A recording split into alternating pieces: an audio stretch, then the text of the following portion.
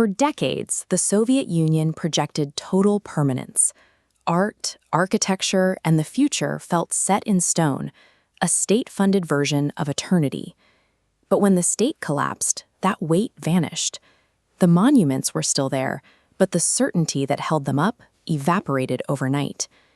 A young poet named Tatarsky has an epiphany while looking at a pair of unsold Soviet shoes in a shop window. They are heavy, ugly, and covered in dust. He realizes these shoes belong to a world that vanished the moment people stopped valuing it. He sees that reality is held together by a collective agreement. When that consensus breaks, the objects of the old world become ghosts. They lose their purpose, their presence, and eventually their place in the sun. This leaves behind a massive psychological vacuum. A society that has lost its old definitions becomes a blank slate, looking for any new system to explain what happens next. Western consumerism fills that gap almost instantly. High-gloss billboards for soft drinks now tower directly over ancient cathedral domes. But for these brands to take root, they need a local context. Copywriters step into this void as modern-day warlocks, tasked with assigning new meanings to a shattered world. Tatarsky makes the transition from poet to ad man, reworking Western marketing concepts for what his employers call the Soviet mentality. He discovers that by controlling these new symbols, he can dictate the way people perceive their new environment. The challenge for the copywriter is that Western advertising cannot be translated word for word. It must be mutated to exploit local cultural history.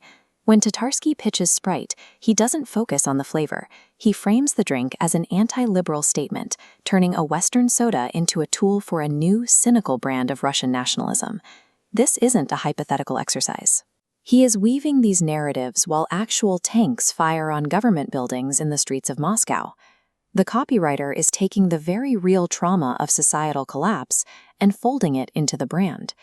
He goes further with a strategy for Nescafe Gold, utilizing the brutal logic of what he calls implementation and involvement.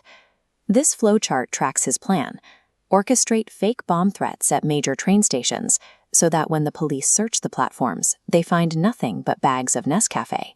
Fear becomes the vehicle for brand recognition. These products are being positioned as artificial coping mechanisms. They offer a temporary sense of order for a population that has lost its bearings. We find a parallel in the story of an older warlock named Ignat, who shares fables with a priest about the inevitability of madness and death.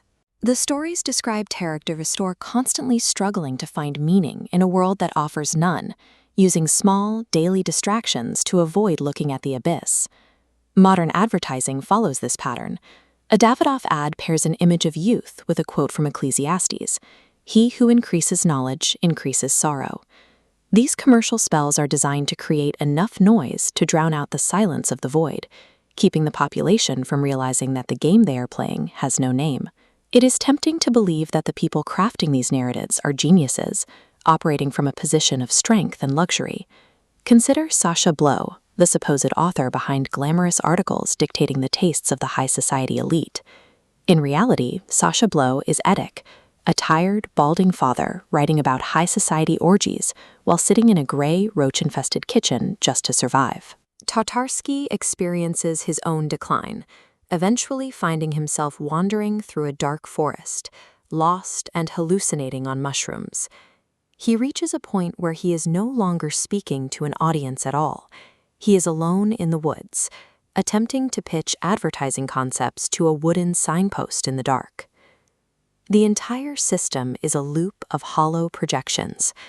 We are consuming symbols created by people who are just as adrift as we are, leaving us at the mercy of warlocks who are just as lost as the people they are trying to spellbind.